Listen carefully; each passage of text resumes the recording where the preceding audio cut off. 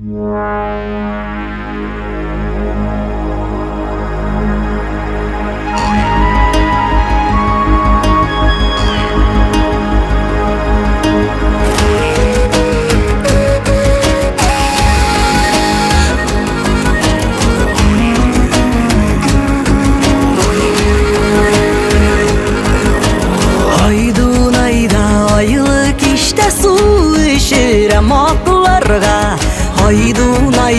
aylık işte su içirem atlarga.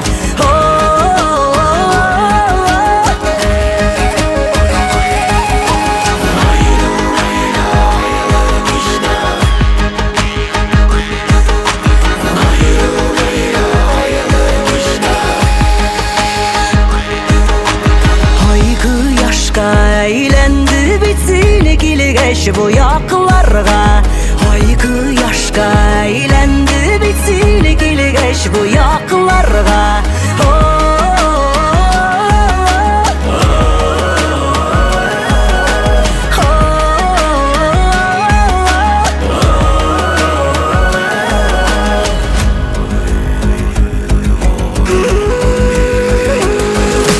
Haykı yaşka eğlendi de yıkılarım kaşırdı. Haykı yaşka eğlendi de yıkılarım kaşırdı.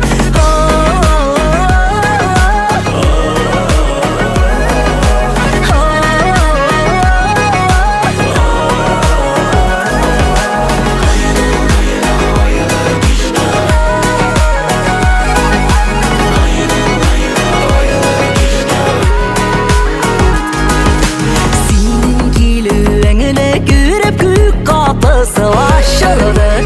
Senin gülüğüne gürep gük kapısı aşırdı.